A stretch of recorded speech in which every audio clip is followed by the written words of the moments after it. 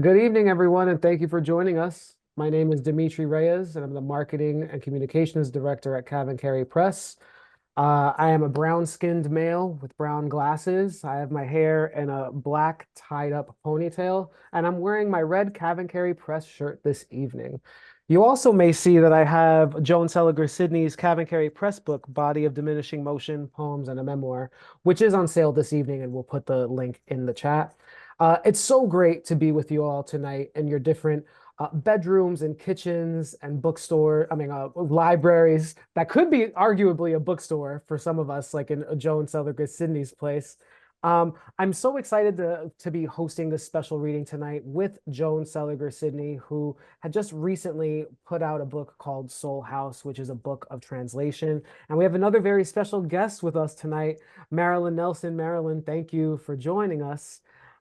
Before we start this evening, and what we are going to do, both authors are going to read, and then we'll take part in a brief Q&A where you in the audience can also ask questions to these authors. We're first going to start with our land acknowledgement from our Director of Development, Dana Harris Travado. So Dana, come on in. Okay, thank you. Greetings, everyone. My name's Dana Harris Travado, and I'm Director of Development at CavanKerry Press. I'm a middle-aged woman with black chin-length hair, and I'm wearing a blue top. It's my pleasure to welcome you to the latest in CavanKerry's series of virtual readings, celebrating our new and forthcoming releases. Before the reading begins, we wanted to take a moment to acknowledge that the land we occupy in Bergen County, New Jersey, belongs to the Munsee Lenape people. We honor their history. We cannot function in our work as arts activists, nor offer a safe space for all writers without understanding the struggle for Indigenous rights. We've added to the chat, or will add to the chat, a map of native lands for you to identify which land you occupy, and also links to a few resources for you to learn more and or offer your support. Additionally, during this National Pride Month, we join individuals and arts organizations across the globe in recognizing and celebrating the LGBTQIA+ community and their critical contributions to our society, literary and otherwise. We raise their voices, work to create a more thoughtful and inclusive publishing industry, and join in the continual fight for their equality and justice. Please join us and support the work of LGBTQIA+ authors, not only in June, but all year long. Now I will turn you back to our fearless Marketing and Communications Director, Dimitri Reyes, who will serve as our trusty MC and introduce tonight's readers. Thank you. Thank you, Dana. And respectfully, thank you so much for everything you do with CavanKerry as well. Thank you. You're welcome. Okay, so at the top of the evening, we are going to have Marilyn Nelson. And afterwards, we're going to have Joan Seliger Sidney reading from Soul House. So Joan, I'm going to buzz you out of the spotlight for now, and I'll bring you back when it's your turn to feature. So goodbye for now, but it'll be very soon.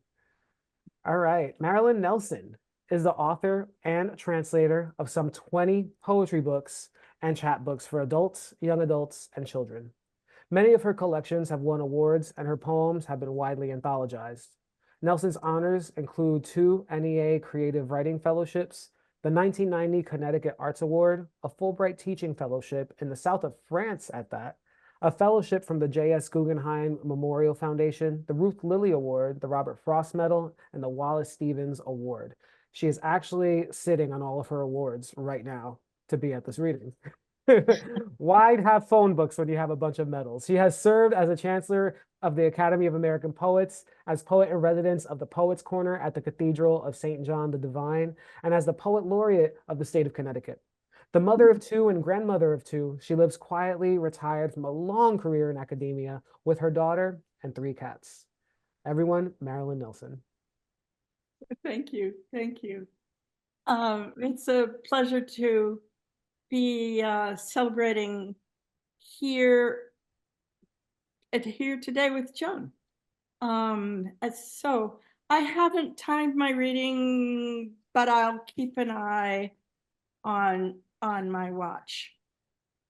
I have in mind reading 20 minutes of sonnet sequence about the rodeo, and this is about, oh, I forgot to say that I am speaking from the ancestral lands of the Pequot, Mohican, and Quinnipiac. So now, I will be reading from this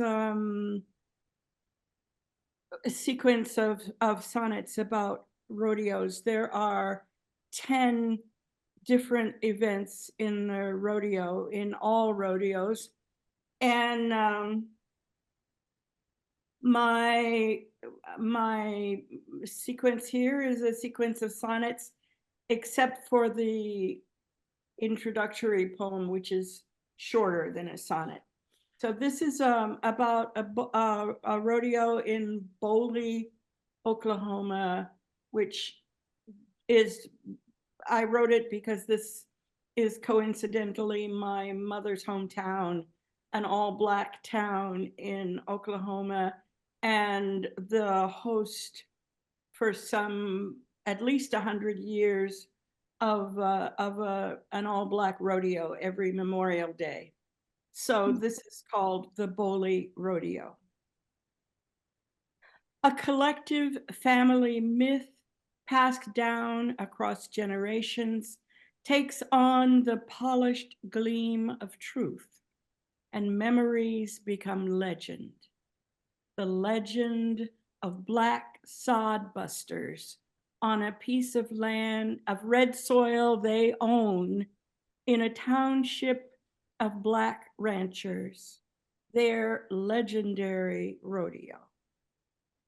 Now follow the rodeo acts. Grand entry. 2 stars and stripes flutter into the arena, carried by 2 men in jeans, red shirts, white Stetsons, guiding their horses with left hands, holding the flag staffs in their rights. Their backs straight and tall, their faces, their chestnut faces, beautiful in the light of the setting sun.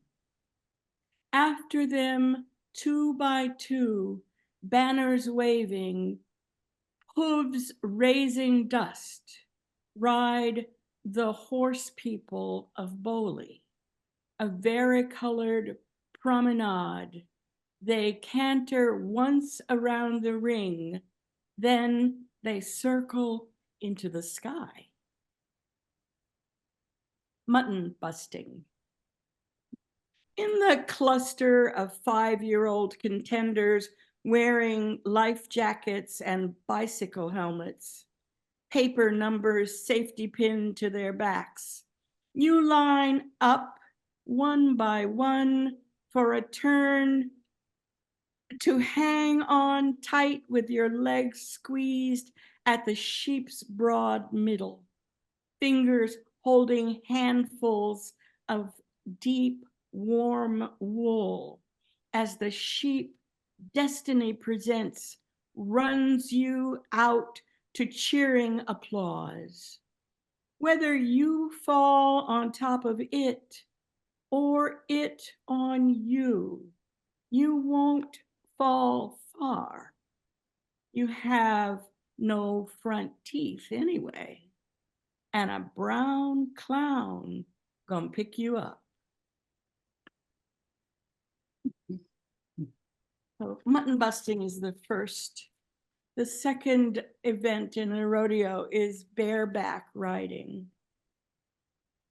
This horse was bred and born to buck. He's a good horse. He'll give you points. Gloved hand in the rigging's handle, bare brown hand waving in the air. You whir your spurs at his shoulders as he leaps, twists, and jolts your bones. 4 seconds or 400 years. But if you can get up and slap the dust off your jeans with your hat, the future's eyes looking at you will fill with forevering light. Light that will make generations of proud brown people remember the Black horse people of Bowley. This is called bulldogging. In truth, there's seldom a reason for a man to wrestle a steer, unless he's a real ranch cowboy dealing with ornery power. Maybe while rounding up the herd, he bumps heads with testosterone, and it's testosterone versus testosterone. Bill Pickett learned, watching dogs on a Bowley ranch, that sometimes you've got to bulldog a hard head with a kiss of pain. Today, you slide from horse onto the fleeing steer, grab his horns, pull 500 pounds of muscle down. Team roping, calf roping, steer roping. Roping always involves a team, whether it's 2 men or women, or 1 human and 1 smart horse. The aim to bring down and hogtie a big scared baby of a calf, or a full-grown and pissed-off steer. You gallop out, swinging your loop with one hand, the other holding the slack and the unneeded reins. You down him with a careful toss, tie 3 of his hooves together, stand back with wide arms and a grin. A rope isn't always a noose. Ropes in brown hands can be lassos.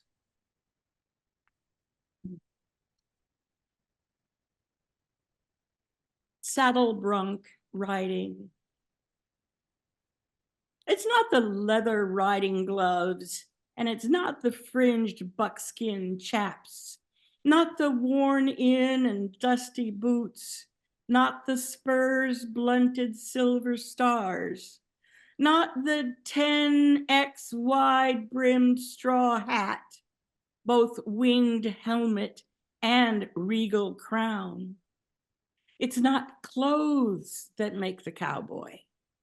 It's something behind a bronzed face, in the level gaze from dark eyes, and of course, its heart that puts you, the reins in one hand free, waving with the horse's rhythm, your heels spurring from neck to flank on this bronc called America. Barrel racing. Thunder explodes out of the chute. Mane and tail whip in the speed wind. Agile hooves pound a swift tempo, circling around the first barrel. One hand grips the horn, the other communicates with the taut reins, though your thighs give the best guidance, telling your horse to maneuver in circles that hug the barrels. 3 barrels, a tight clover leaf you gallop through with one joined will. This contest pits you and your horse against the clock and your best time. Sister, your dreadlocks are flying. Pony Express.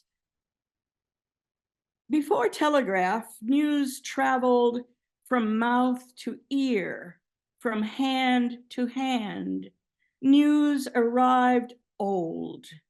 From sea to sea took weeks, unless carried by boys stationed along the stagecoach route to race a cross-country relay.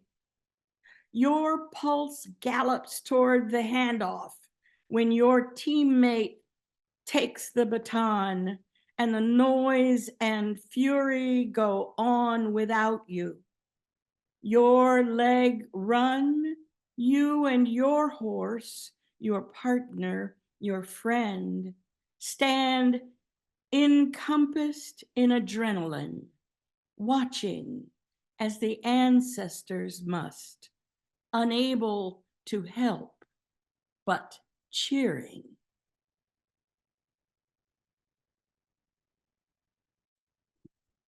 Tennessee Walker. Let's hear it for the barrel men, for the bullfighters, for the clowns, for the men on the side ready to run toward trouble. Give it up for the musical director. Thanks for the hip hop bro. And for the announcer and all the folks cheering in the stands. That baby wearing a tiny cowboy hat. That man, the same black as his horse, in that white suit and fedora. His Tennessee Walker's proud gait as he nods to his own rhythm, tail and ebony waterfall. And this is the last event, always the climax, bull riding. Bully bulls are bred for bucking, bred to be mean, to be bad boys. They teach you to sit strong, hold on, and with one hand reach for the sky. After riding a bully bull, a cowboy thinks, hell, I've been there. I've held the bull rope, raked my spurs while that bad boy tried to kill me. A ton of Brahma seeing red gives you a whole new perspective, a who you think you talking to fearlessness. You've seen the bull's eye. You know you can't die more than once. You've lived through 8 Mississippis. So that's a rodeo. The seconds in the rodeo are counted as Mississippis. And in each of the events, you have to last for 8 Mississippis.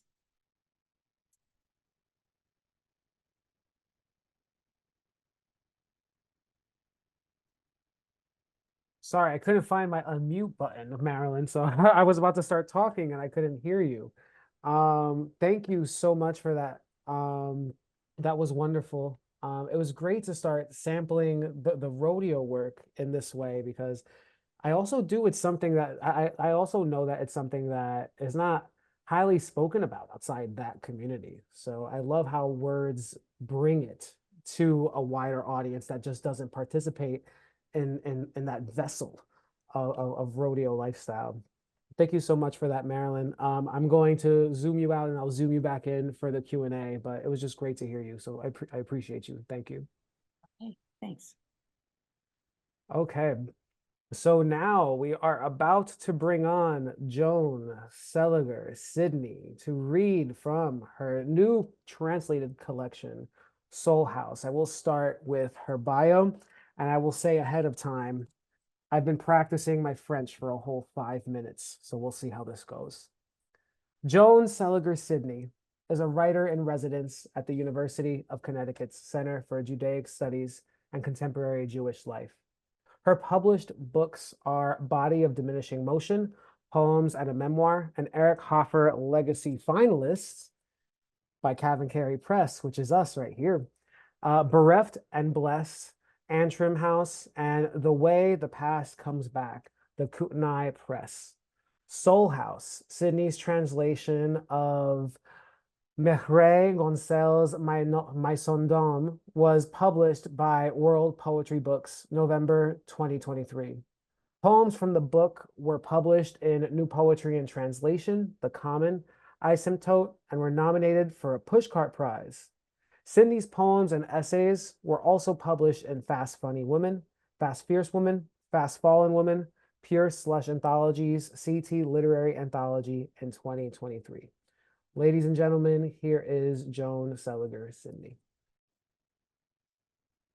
Hi, what a pleasure to be here with so many friends. And I know that UConn, like I'm right around the corner from the University of Connecticut, and some of my friends thank the indigenous for sharing the land with us. And I'm gonna leave it this way because I don't know the way Marilyn did exactly who we're sharing with, but I'm an older woman with gray hair. I'm wearing a pink, colorful Chico's blouse and crops. And I'm in my high-tech wheelchair, enabling me to stand up 10 inches in my study. And I'll show you a picture of this wonderful bilingual book, Soul House. Mirielle Gansel has won so many poetry and translation awards. She is quite the diamond in France. She lives in Lyon, and she was born during World War II. We made a mistake saying that her birth was 1947. It really was 1940. Anyway, she's in this book. There are many different themes, including the Holocaust, including the environment, including refugees around the world, translation, the whole process, and homes, or the homeless, as I said. Anyway, I will start with a poem which mentions Sobibor, which was an extermination camp that the Nazis created in Poland. Like so many little houses where one learns to inhabit the world, it was a snowy night at Silbertel. Gathered around the table, the committee of the history of the village. You search how to set up an exposition to introduce, to recognize Eugenie Goldstern, this ethnographer of the first quarter of the 20th century who surveyed your valleys, deported from Vienna, exterminated at Sobibor, and your piercing question, but how to speak of Sobibor? In this glacial night, it imposes itself suddenly to transmit the part of light and of love, life. her love for the house, and through it the inhabitants of your valleys, and the most remote, she who had no house. She saved the memory of your houses. She noted, described, sketched, photographed everything that made them a shelter, all that made their beauty. With the same humble fervor, she collected secret heart of your houses, the toys, the firsts of the earth, carved from twigs, bones, shells of fruit, repository of children's dreams and fears, like so many little houses where one learns to inhabit the world.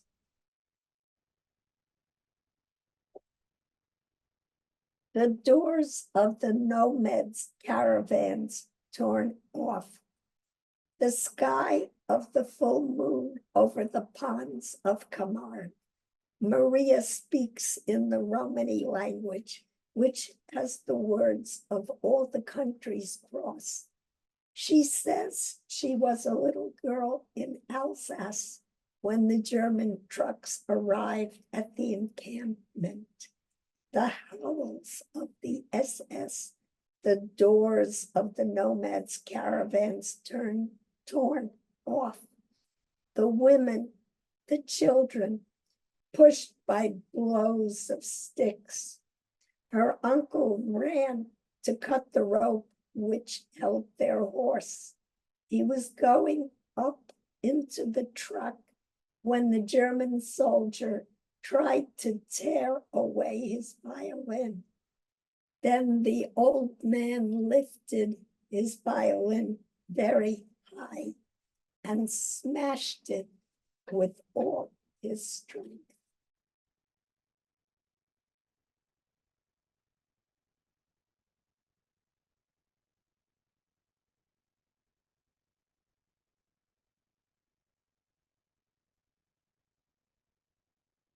Damask rose petals and perfume.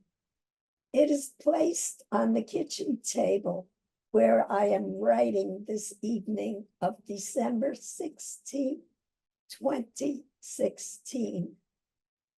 Placed like a small talisman, 5 centimeters across, Aleppo soap, and on the slightly rough mauve tissue paper wrapped around it, a pale green label, handmade wild olive rinds, sweet almond oil, damask rose petals, and perfume, entirely artisanal and manual. And the name of the village and the name of the soap maker, Aleppo. They are cold, they are hungry, 40,000 on 2 square kilometers. To evacuate, to empty, a word which since modern times, and this is Le Grand Robert, the French dictionary's definition. To empty is generally used in speaking of a group that one sends away en masse. To send away, but where? And in this evening, in the newspaper, this photo of Aleppo, an old man leaning out of a convoy bus window. His face sobs as though having run out of tears. His eyes lowered on a farewell hand extended toward his, but already hands no longer reach, torn apart in parting. And the springs under the bombs, the chemical weapons, the ruins, the springs as if they dried up with the old man's tears. And then I wanted to read you her sequence, her migration sequence, which actually was republished in a book called Migrations and Home.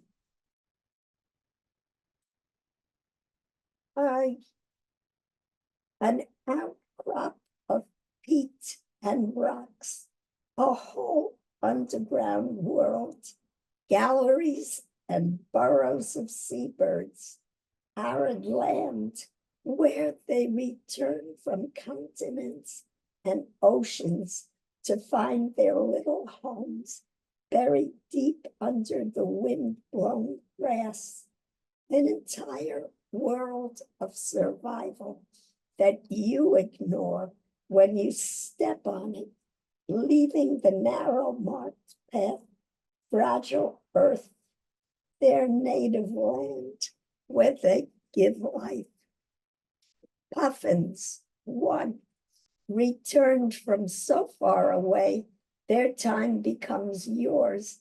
They are walking a stone's throw from you. So strange, so familiar. They come out of their burrow with a little bit of dirt around their beak. They wander around, watch, scrutinize, suddenly run to gather momentum, to dive toward the sea, to the very bottom, to disappear deep in the water, to resurface with a beak full of fish, to dash off underground toward the little one at the very bottom. 2, sudden wind of panic. The great wings of the gulls cast their shadow on the burrows. The puffins sink into the earth, stand guard, run in tight rows toward the promontory, fly away without a cry. 3, standing at the edge of the cliff in the face of raging winds, they are their own little home. 4, on the grassy slope, they are there, standing at the entrance of their burrows, like so many small transhuman huts on an alpine pasture in this evening light. Storm petrel, nestled at the bottom of cavities in cliffs above the lighthouse. You will not see them all day long. It is at night that they go out to fish, melting in the dark to avoid seagull attacks. In the long twilight of the summer solstice, under a crystal blue night sky, the moon was throwing a bridge of gold on the sea. Suddenly, a flight of thin black wings darted, twirled, backlift, swift as though on alert, and then set off again just as suddenly in the steep rocks. This is all I will have seen of this bird, which is said to be the smallest of the migrators returned from Mauritania and South Africa, and is also said that when the sailors saw them land on the boat, it was a sign of bad weather menacing. English puffins in the early morning along the cliffs among the flowers and broken stones, the fleshless bodies of English puffins also come out at night to go fishing. One of the 2 guards the burrow.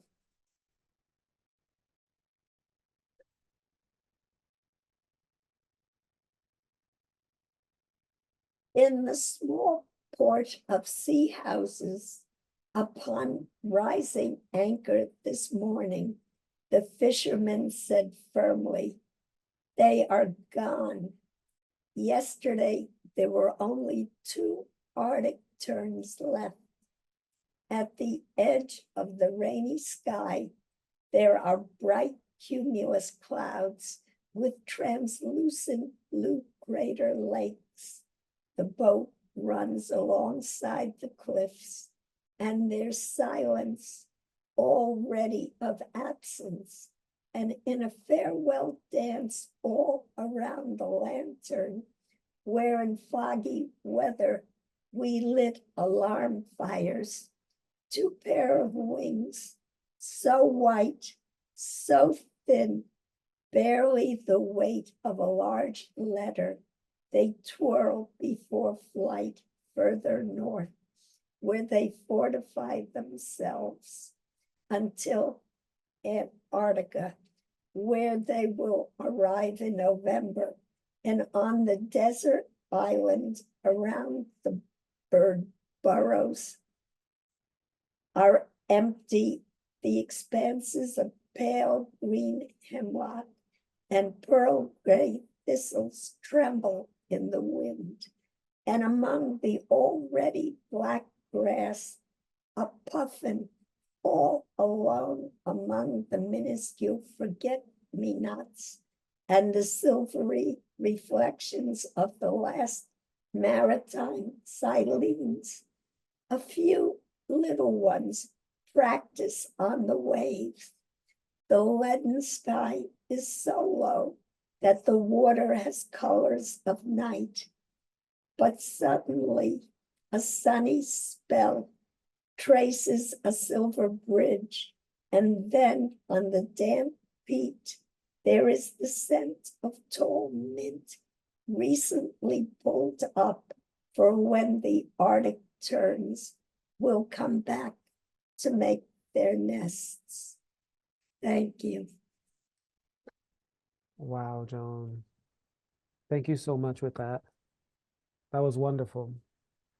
So at this point in time, now I'm going to call back Marilyn, and I'll put myself on spotlight also, just so we can have a bit of a conversation about that. Thank you all so much. There were so many comments in the chat for both of you. You both will be getting the chat at the end of the reading. And for those of you who want to watch this again, this is going to be on YouTube. I did get a couple of questions about this. This is recorded and it will be put on YouTube at around this time next week. So it will be here. Marilyn and Joan, thank you so much for that. So if anyone has questions, please put it in the chat box. I do have a couple of questions to start us off, and I am going to start with you, Joan. And I do know that translation does take time and energy in order to responsibly handle those nuances of language when translating. So what was your experience, especially translating a book of work that takes place during such a pivotal and emotional period, not only in that person's life, but in the life of millions? What was your experience reading the original author's experience in French? And how much time did it take you to translate that while doing the book justice in terms of the responsibility of it? Well, it was interesting. I had been living in France for a few years and teaching at the University of Grenoble, teaching poetry and English conversation. And very, very good friend, Mirielle Gansel, knew that I was looking for a poet to translate. And she, offered me a few different possible people. And I said, no, I don't want those men. I want a woman, a feminist. And it happened that she and Mirielle were long-time good friends. And Mirielle sent me 2 of Mirielle's books. And immediately I was, I thought, gee, these poems are so important Mm. that, and when I asked around, I Googled to find out more about Mireille, and I found out that no one had translated this book in English, even though she has a really important translation as transhumans that the Feminist Press published. Mm. And, that, but as far as I know, that's the only English translation.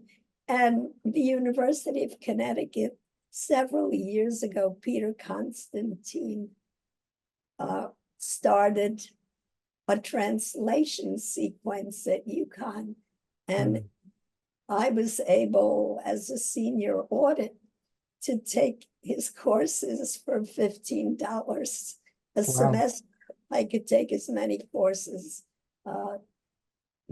Anyway, it was a 4-course sequence.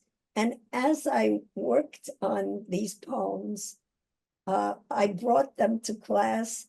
The students and Peter and Brian Sneeden, who was his associate, they all helped. And then Peter suggested, a French student, who was from France, finishing her dissertation in French. And he said, it would be a good idea if you sent her some of your questions. And so it's almost a community project. Right. And I know Marilyn's done a lot of translation. I'm curious, Marilyn, how your process works. I don't know that I have a process other than a dictionary. And during the COVID crisis, I worked on translating a novel by a Danish friend, and I just got up every morning and worked with a few paragraphs, just a little bit at a time. And my goal was to be able to hear my friend's voice in the English, because she was a very careful writer. She hid haiku in her prose. Wow, interesting. And knowing that, I just tried to capture something about her and her process. And I don't think I can say anything more than that.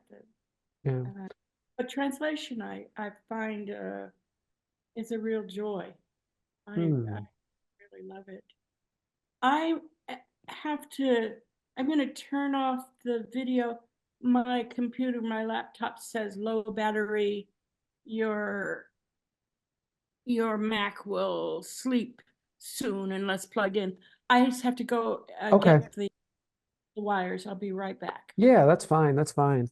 And while Marilyn is fixing her computer, I do want to follow that thread with how both of you kind of came to translation and in a bit of a similar way. I think I'll be able to make a connection. But while Marilyn's doing that, I guess Joan, we'll go back to what you mentioned when you were going to do translation. You were like, no men. I want a woman. I want a feminist. So I wanted to dig a bit deeper into that. So you are a woman. You are also a feminist, but I was wondering if this was more in a direction of you wanting to do that to support another woman feminist and just raise awareness on a feminist writer and just have more accessibility of women writers in translation, or do you feel like it was a bit more of you feel like you would have more in common with the person, kind of have a symbiotic energy of stepping into that mind of the person you're translating, or is it a little bit of both? You know, I discovered that Mireille is another soulmate. Oh, wow. Now, you don't have too many in this world, but I've been blessed with a few. Hmm. And there, it's interesting that World Poetry Books brought Mireille to the States twice. In November for our book launch, we read together. She would, because as I said, this is a bilingual translation. So one page is Mireille's, one page is the translation. Hmm. And in the fall, we launched at UConn and also at Brown University and University of Pennsylvania. And we had a very disappointing experience at the French Embassy bookstore, L'Albertine, that, very few people seem to know about that bookstore. They kind of walked in and out. And here we did a turnaround, driving into New York and making it a one-day trip. And one book was taken off the stack by my brother, who didn't realize that these are not my books. So anyway, I told him, I think you owe them Oh, wow. dollars. Anyway, but, and the other thing which I thought was interesting, in France, I had worked with Jacques Alvarez Pereira, who's done a lot of his translating. And we worked together a little bit, and I thought that I would be doing that with Mireille. And it turned out, she said, I trust your sensibility. You translate. And there were a few, when we read together, she talked a little bit about translating with me. And she said that she learned there were some words that she thought of, would have different translation. And then she said, you just opened up another way of looking at the poem by translating the word differently than she had. And I thought I was very grateful that she didn't say, oh, vey, you mistranslated. What did you do? She is an extraordinary person. She's 84 and she is so full of energy and kindness and gratitude. I mean, she taught me a lot. I mean, here she comes, she takes a day or two to acclimate, get over jet lag. And then she's just amazing. And in February, Matvey, my editor, brought her back straight from France to San Francisco. And we read at the Center for the Art of Translation and also at Berkeley. And Berkeley was so generous. They put us up for 5 days. And again, like I've been thinking, I want to go probably in September back to France and to read a little bit with her on her ground, see how that's different from ours. That's beautiful. That's such a wonderful experience. And I haven't heard any translation horror stories, although I'm pretty sure that must exist out there where two people just don't blend. But I'm so glad that both of you were able to.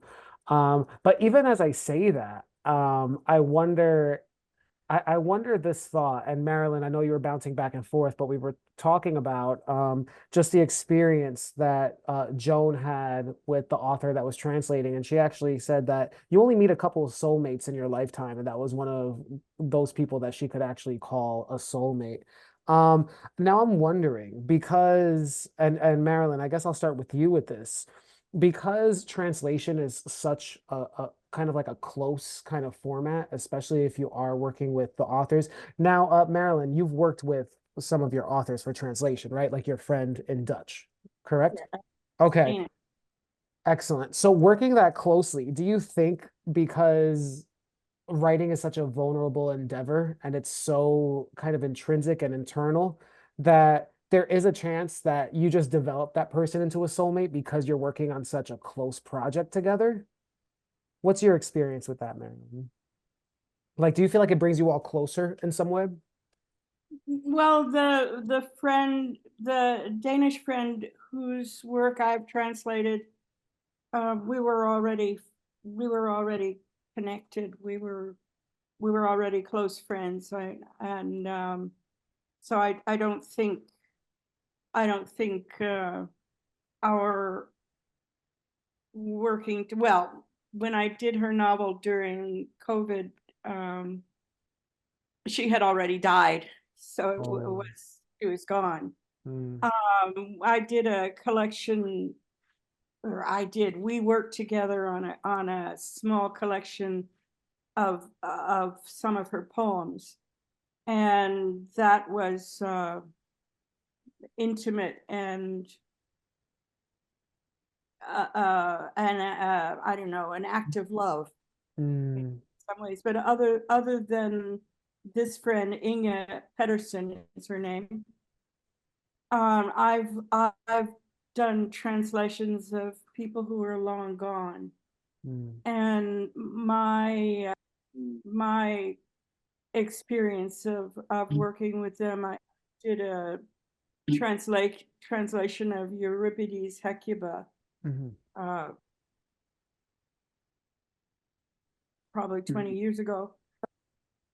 Just every line made me think, this man is a genius. I'm serving a genius. And I was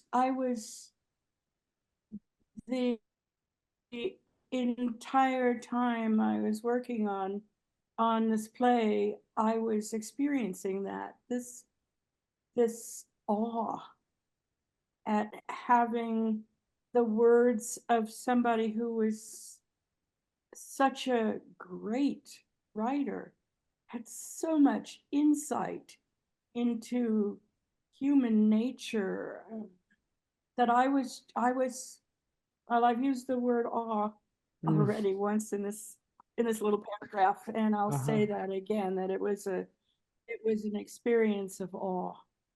So, That's yeah. wonderful. Whereas working with my friend's work, it was, I mean, of course it's awe, but it was also friendship. It was love. It was serving a friend and helping her bring her work to possibly a larger audience. But the other translations I've done have been a completely different experience. Right. It's I guess that kind of even flexes more of that academic muscle of just engrossing yourself into research, into the mind of someone no longer here. As to doing it with your friend, that it is an act of love and it's an act of community. So that's really great that you've been able to experience both sides of that.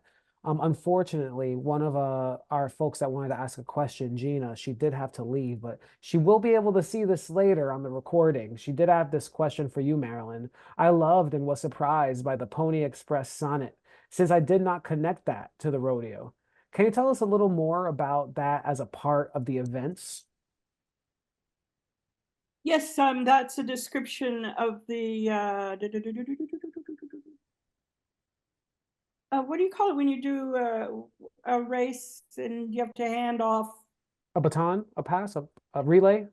Yeah, a relay. Yeah, it's Okay. just it's a description of the relay race, and in the rodeo, it goes back to a time when the mail was being delivered like a relay ride for 20 or 30 miles, and then you hand the mail on to somebody else and they carry it further. And the that event in the rodeo is a memory, a remembrance of the Pony Express. So. That's so interesting. Especially because I'm just thinking of generationally. I believe they actually do a segment on a Looney Tunes cartoon of the Roadrunner doing a relay with I'm forgetting that other Roadrunner character that looks exactly like him, but they're both doing a relay against Wiley. It's so funny.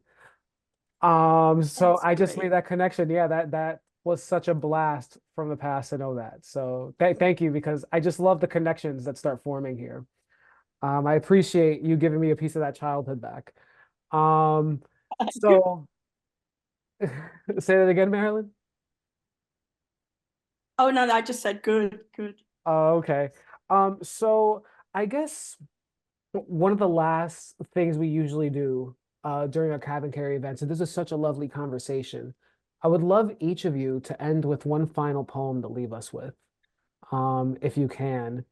And maybe Marilyn, I'll let you go first. And then I see that Joan is pulling from Body of Diminishing Motion. Oh, good. That's what the young folk will call a throwback. So that's going to be really nice to look at. And this book, because of the event, it is on sale on our website. I'll put the link in the chat where we're giving a special promo code for 20% off of the book, because if you don't have it, I would love for you to have it. So Marilyn, if you find a poem, you can go first. Okay, I'm. Do you need a second? Uh, I'll If just read if you need one some that's on the time. top of the. Okay, perfect. Thank you for being so gracious. This is a poem. It's a little bit long for this. It's about Hildegard of Bingen, who you can now buy T-shirts with her images. And I don't have one yet, but I'm going to. She was a German mystic nun who lived in the 12th century. And there are lots of passages in this poem which which refer to episodes in her life. I don't know, this is just on the top of the pile. I just grabbed it. And I think the only thing that I need to say about her is that she was a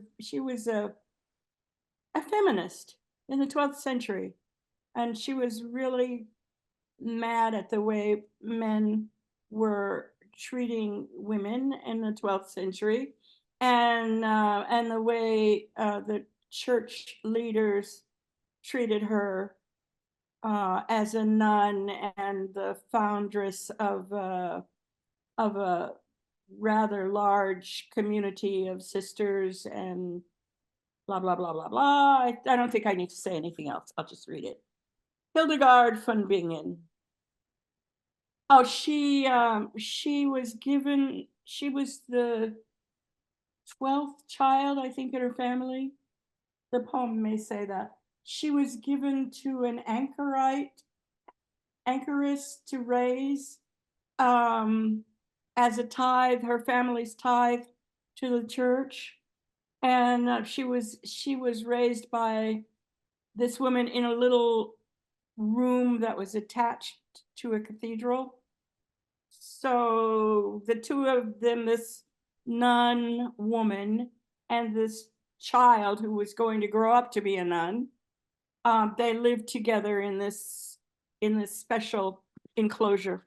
I don't think there's anything else. Okay. Our northern window brought us the office, voices of men sweetened by sacrifice, but even they believed women are less. Our southern window brought us the sky's light, and in moments between work and prayer, calls and laughter from the world we had left. Pledged as my parents' tithe to live thy praise, I praise thee for freeing me as a girl from a wife, mother's ordinary chores.